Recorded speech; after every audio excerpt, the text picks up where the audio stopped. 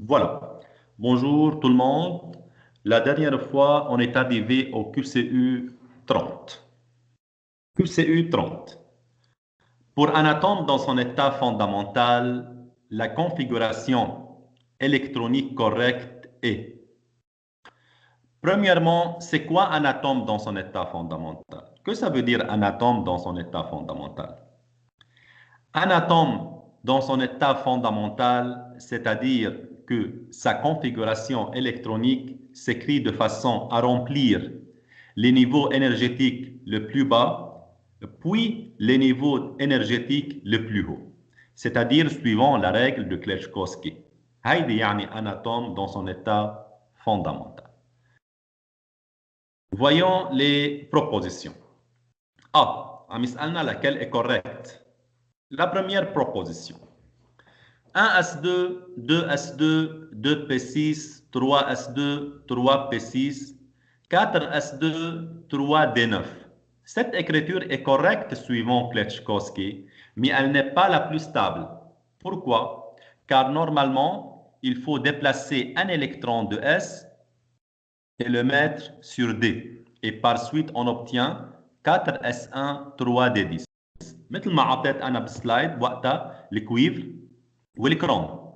هيدي حالة منهم هون 4s2 3d9 لازم واحد الكترون من هون يجي يقعد هون بصير عندنا 4s1 3d10. اذا هيدي البروبوزيسيون منا صح، هيدي منا ستابل، elle n'est pas correcte. وهيدي الكونفيغوراسيون الكترونيك دو كويفر اللي هو 29.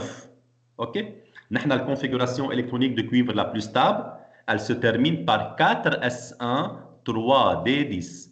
Pourquoi un électron من هون بيروح بيقعد على D بيصير عندنا D10 car les orbitales D sont très stables لما يكونوا شو أو pleines ou moitié pleines.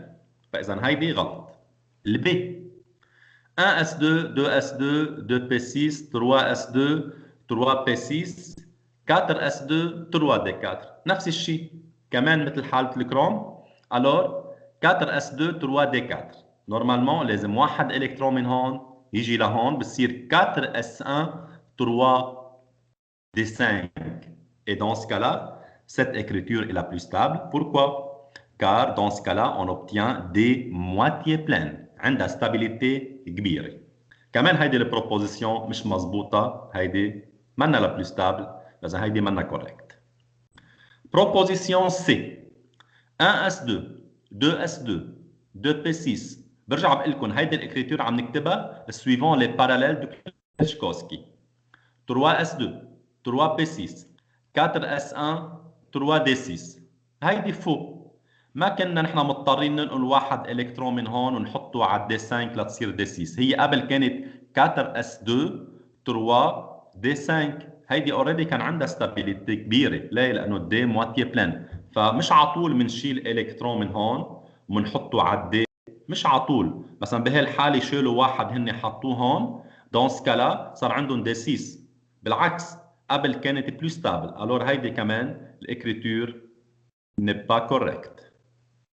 D 1s2 2s2 2p6 3s2 3p6 4s1 3d5 100%. هيدي الصح اللي كانت قبل هيك شلنا واحد الكترون من هون حطيناه على الدي صار عندنا 4s1 3d5. وانا اعطيتكم حالتين بالكور اللي هي الكويفر والكروم، وقلت لكم بهالحاله ان الكترون بينتقل من ال 4s على الدي على ال 3d على اللي بعده. بهالحاله بحاله الكويفر بصير عندكم 3d10 et dans le cas du chrome on obtient 3d5 et dans les deux cas on a une grande stabilité étant que بحاله الكويفر D complètement pleine وبحاله الكروم D moitié pleine. هيدي البروبوزيسيون est correcte. Toutes les propositions ou toutes les réponses sont incorrectes. Là, عندنا D est correct. La configuration électronique correcte est la plus stable. أنا بهمني la plus stable, bien sûr. 1s2, 2s2, 2p6, 3s2, 3p6, 4s1, 3d5. Voilà. هي avant كانت برجع بذكركم 4s2, 3d4. On a déplacé un électron d'ici sur l'orbital D et par suite on obtient les orbitales D à moitié pleines. Et dans ce cas-là, on a une grande stabilité. Et la proposition correcte est la proposition D. Ici, j'ai quelques remarques avant de continuer vers QCU 31. Tout d'abord, je vais donner quelques définitions. C'est quoi électron non apparié et électron apparié? Électron non apparié, c'est-à-dire électron célibataire. انتوا بتعرفوا انه sur les orbitales, chaque orbital atomique contient deux électrons de spin opposés. واحد لفوق وواحد vers le bas. Lorsqu'il s'agit d'un seul électron sur l'orbital, cet électron, on l'appelle électron célibataire, puisqu'il est seul. Lorsque l'électron est seul, se trouve seul sur une orbitale atomique, vers le haut ou vers le bas, peu importe. Spin plus un demi ou moins un demi, peu importe. Lorsqu'il est seul, on l'appelle électron célibataire, c'est-à-dire électron non apparié. Alors, lorsque j'ai dit électron non apparié, c'est-à-dire électron célibataire. Par contre, électron apparié, on n'a pas d'électrons célibataires. Que ça veut dire? C'est-à-dire les électrons se trouvent sur les orbitales atomiques de façon à être sous forme de double. C'est-à-dire sur chaque orbitale, on a deux électrons de spin opposé toujours, bien sûr, suivant la règle de Pauli et Hunt. Alors, électrons non appariés, c'est-à-dire j'ai des électrons célibataires qui se trouvent seuls sur les orbitales, alors que électrons appariés, c'est-à-dire que je n'ai pas des électrons célibataires. Sur toutes les orbitales, sur chaque orbitale, j'ai deux électrons de spin opposés. OK? Voilà. Maintenant, que ça veut dire paramagnétique et diamagnétique? Alors, les éléments qui ont des électrons non appariés, c'est-à-dire célibataires, sont appelés éléments paramagnétiques. Dans les atomes ou dans les éléments chimiques qui contiennent des électrons célibataires ou non appariés, dans ce cas-là, on les appelle paramagnétiques. Alors que dans les éléments où tous les électrons sont appariés, c'est-à-dire je n'ai pas des électrons célibataires, dans ce cas-là, on les appelle diamagnétiques. Alors, électrons non appariés, c'est-à-dire électrons célibataires. Électrons appariés, je n'ai pas d'électrons célibataires.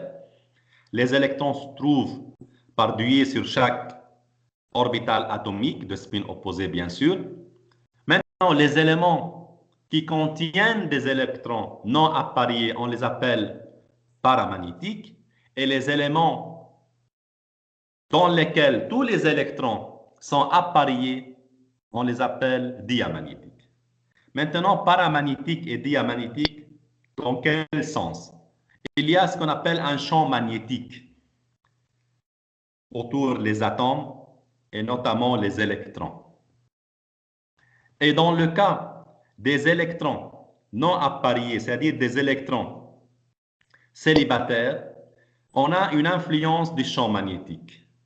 Par contre, dans le cas des électrons appariés, c'est-à-dire pas des électrons célibataires, là, on n'a pas une grande influence du champ magnétique. C'est une question de champ magnétique qui entoure les atomes. Et des fois, il y a une influence ou une grande influence vis-à-vis les électrons lorsqu'ils sont non appariés. Par contre, lorsqu'ils sont appariés, là, cette influence diminue, devient très faible. QCU 31.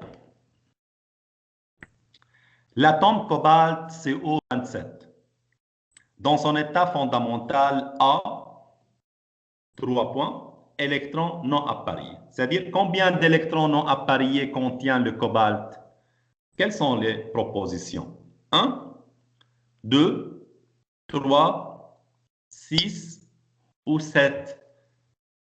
Pour que je puisse savoir combien d'électrons non appariés, c'est-à-dire des électrons célibataires dans le cobalt, tout d'abord, il faut écrire la configuration électronique du cobalt. Voilà, cobalt, Z est égal 27. 1s2, 2s2, 2p6, suivant Kleczkowski, suivant les parallèles. 3s2, 3p6, 4s2, 3d7, 10, 20, 27, puisque Z est égal 27. Le cobalt se termine par D. C'est un élément irrégulier, c'est un élément de transition. Voilà. Combien d'électrons célibataires j'ai dans cette configuration? Normalement, puisque j'ai S2, c'est-à-dire, c'est double, c'est-à-dire sur l'orbital S, j'ai 2 électrons de spin opposé. Ici, pareil.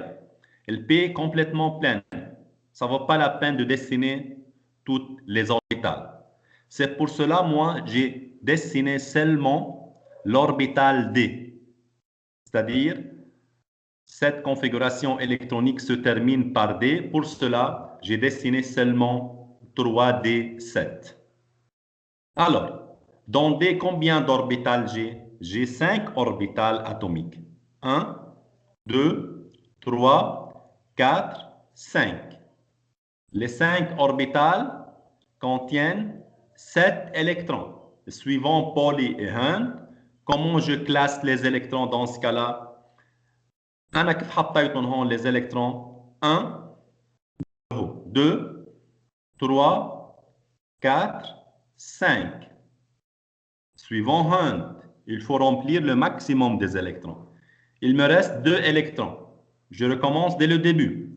Vers le bas, 6, vers le bas, 7. Voilà. Et comme ça, j'ai rempli les 7 électrons sur les 5 orbitales de D. Combien d'électrons célibataires? Est-ce que ici j'ai des électrons célibataires? Non. On a 2 électrons.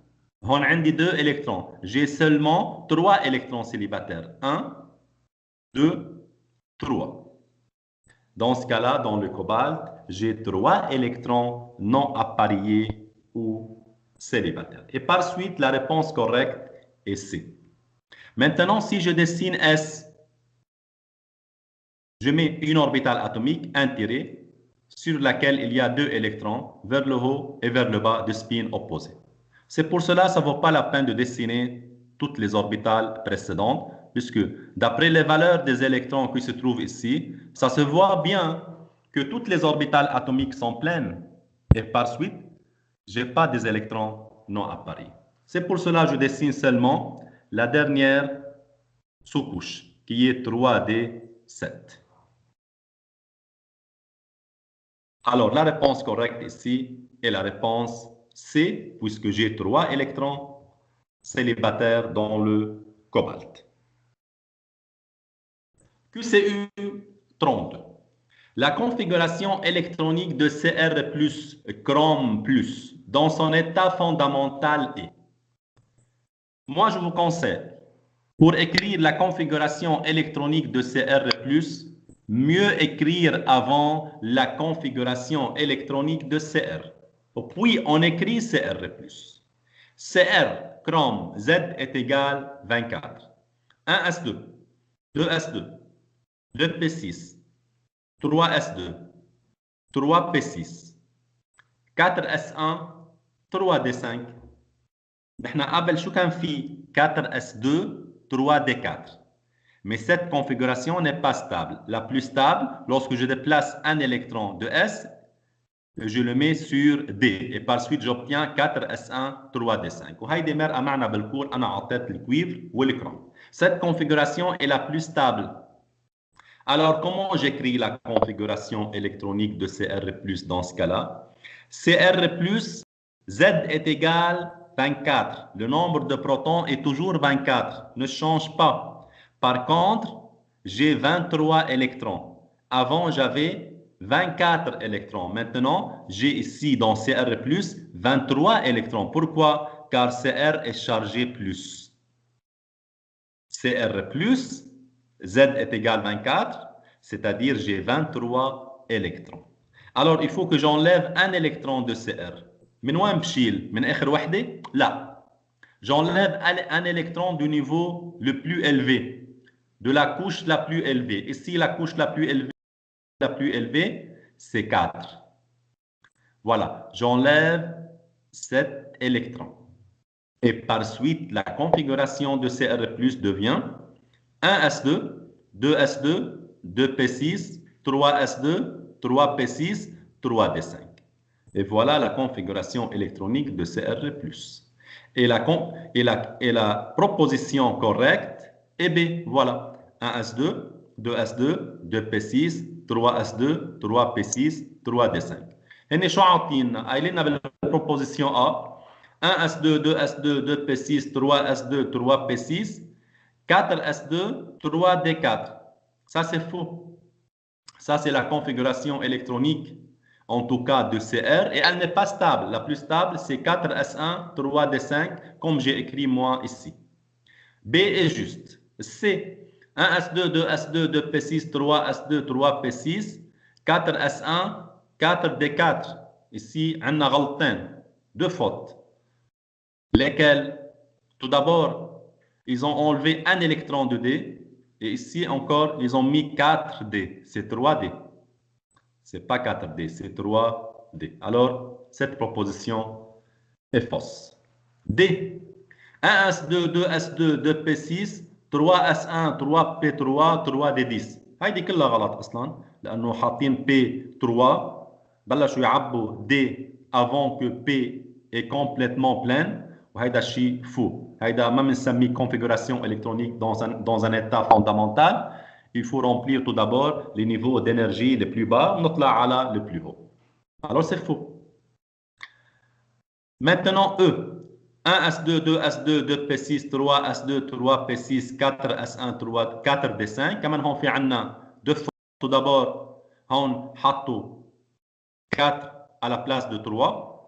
وهيدي بتصير الكونفيغوراسيون دو سي ار et pas سي ار بلس. هون ما شالوا ولا الكترون. alors كمان هيدي غلط لانه هون عندنا 4 لازم تكون 3 وما شالوا الكترون، ما شالوا هيدا كمان. alors dans ce cas-là, la réponse correcte est B. QCU 33. Parmi les atomes et les ions suivants, lequel est isoélectronique avec l'argon? Tout d'abord, que ça veut dire isoélectronique? Isoélectronique, c'est-à-dire même nombre d'électrons. Lorsqu'il s'agit de deux atomes qui possèdent même nombre d'électrons, dans ce cas-là, on les appelle isoélectroniques. Il faut comparer entre Cl-, Mg, P, K et Ce. C'est le cérium. Voilà. Je commence tout d'abord avec l'argon, car il nous demande lequel est isoélectronique avec l'argon. L'argon, c'est Ar 18. نحن بنعطيكم الزد او بيكون معكم التابلو بريوديك، على طول بيكون معكم التابلو بريوديك.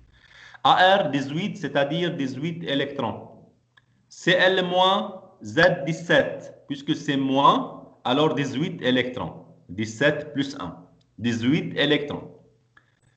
Mg12, 12 électrons. Phosphore P15, 15 électrons.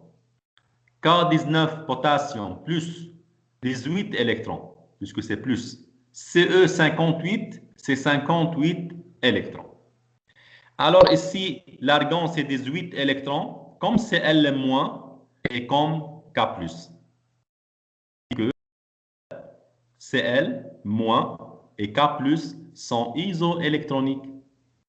Il n'est pas isoélectronique avec le Mg puisque j'ai 12 électrons. Avec le phosphore, j'ai 15 électrons. Avec le Ce, j'ai 58 électrons. Pour cela, l'argon est isoélectronique seulement avec Cl- et K+, puisque le nombre des électrons est la même.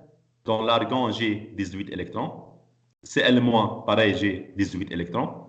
Et K+, pareil, j'ai 18 électrons. Et lorsque le nombre d'électrons est le même, dans ce cas-là, les éléments ou les atomes ou les ions sont isoélectroniques. Alors, Ar, Cl- et K+ sont isoélectroniques. Dans ce cas-là, l'argon isoélectronique avec qui? Avec le 1 et le 4.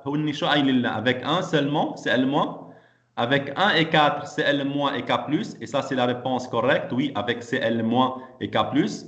Avec 4, c'est-à-dire K+, seulement, non, avec Cl- et K+. Avec 2, 3 et 5, non. Aucune réponse. J'ai trouvé une réponse. C'est la réponse B. AR est isoélectronique avec 1, c'est-à-dire avec Cl- et K+, puisque possède même nombre d'électrons. 18, 18, 18. Et la réponse correcte est la réponse B.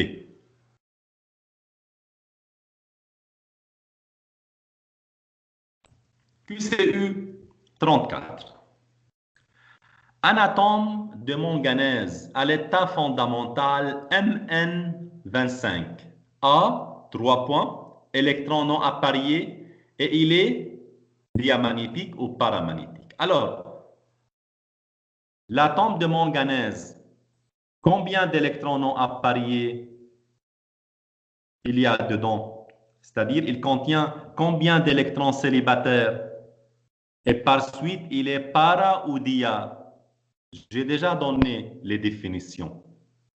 Lorsque l'atome contient d'électrons non appariés, c'est-à-dire célibataires, il est paramagnétique. Lorsque l'atome ne contient pas d'électrons non appariés, c'est-à-dire tous les électrons sont appariés, dans ce cas-là, il est diamagnétique.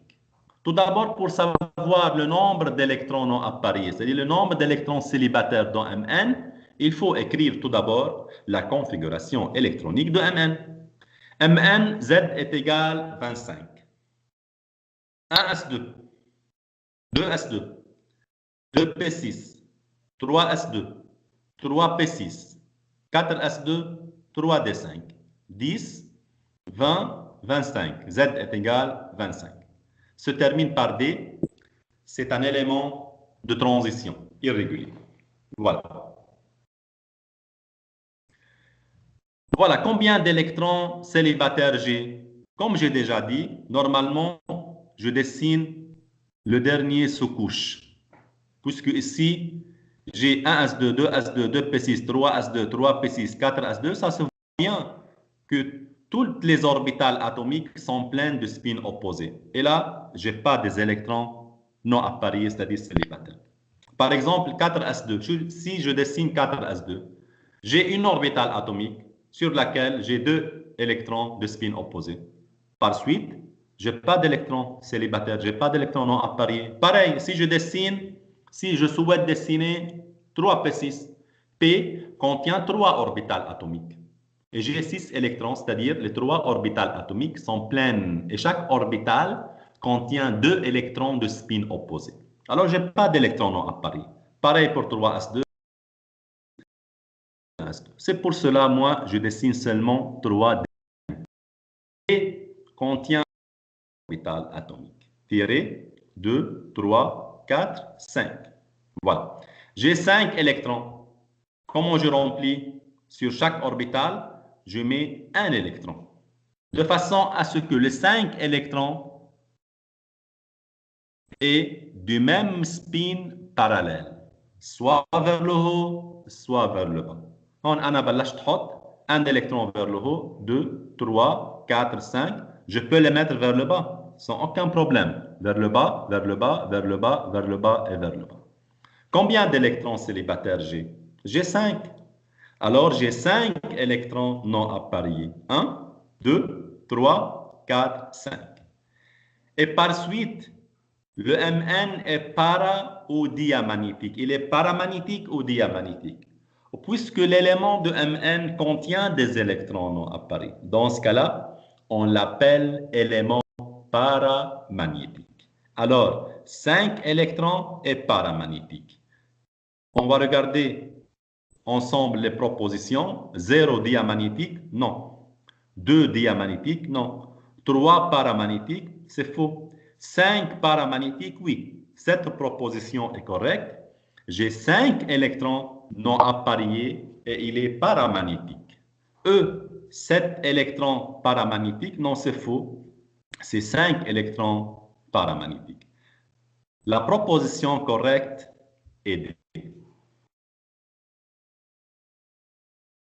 QCU 35. Combien d'électrons non appariés dans un atome de Cr dans son état fondamental?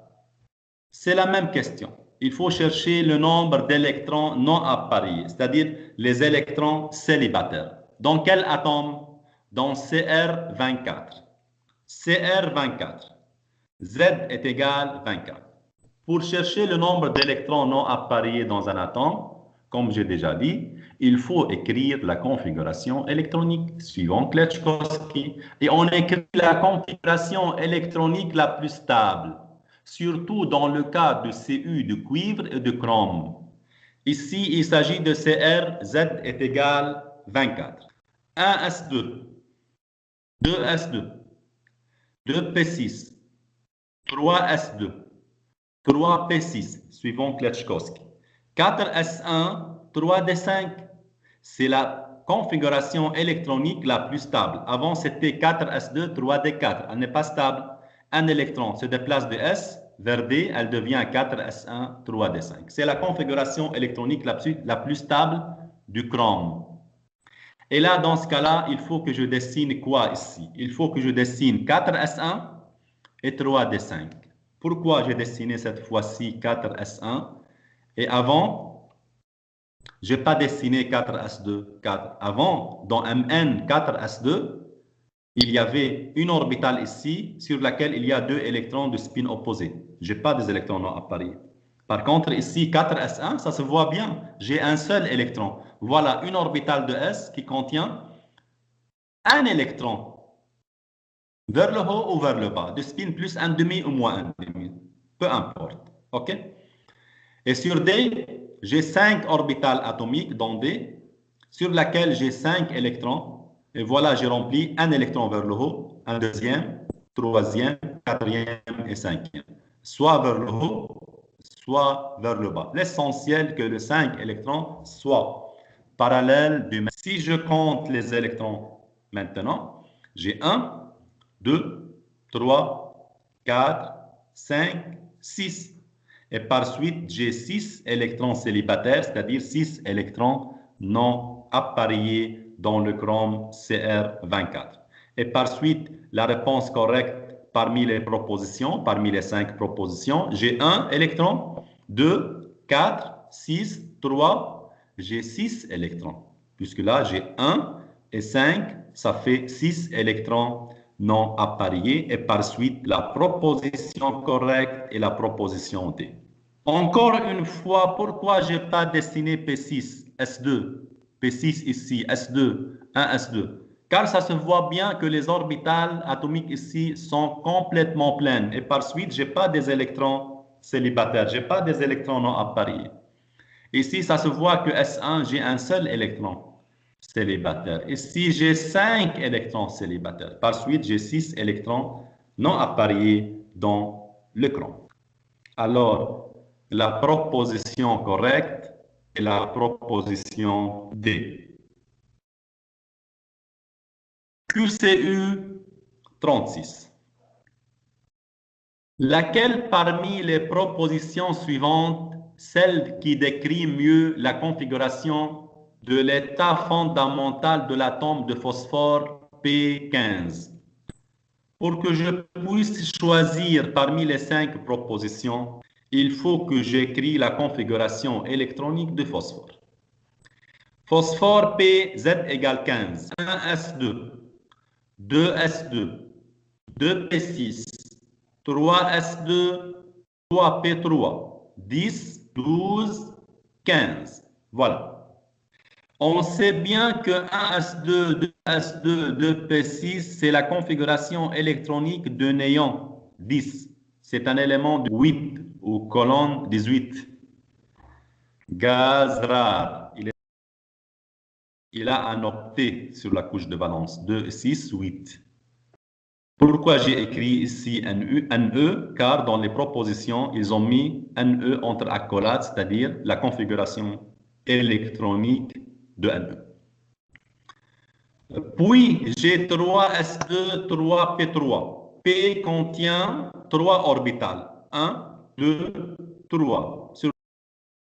sur lesquels j'ai 3 électrons, je mets 3 électrons parallèles de même spin, soit plus 1,5, soit moins 1,5, peu importe.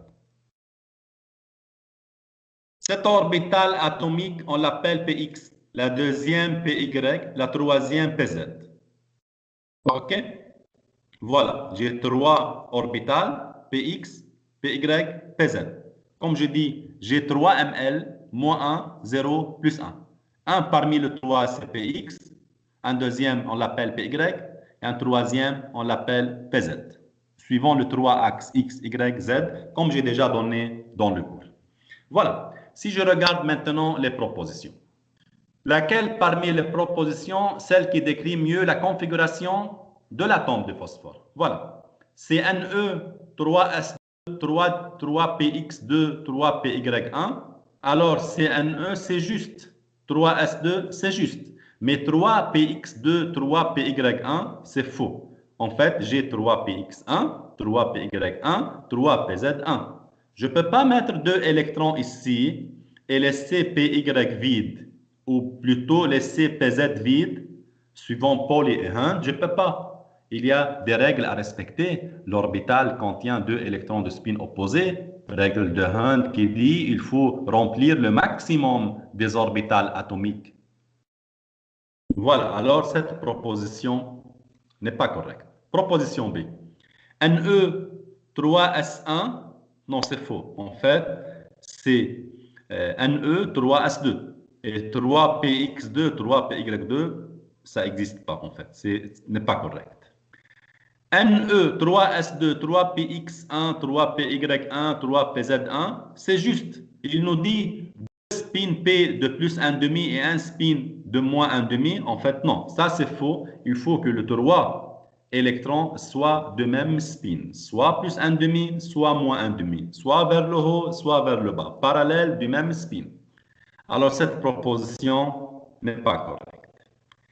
La proposition D, Ne 3S2, 3PX1, 3PY1, 3PZ1, 3 spins P de plus 1,5, oui, ça c'est correct.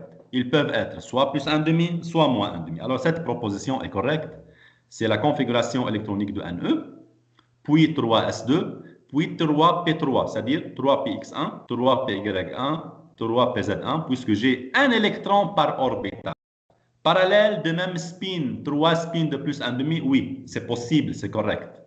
Alors la proposition D est correcte. On va regarder encore E, Ne, 3S2, 3PX1, 3PY1, 3PZ1, un spin plus 1,5 et 2 spins moins 1,5, non, encore c'est faux. Il faut que le 3 électrons soient parallèles du même spin, soit plus 1,5, soit moins 1,5. Et par suite, la réponse ou la proposition correcte est la proposition D. Voilà. Je vais m'arrêter ici au QCU 36 et on va commencer les questions et les remarques entre nous.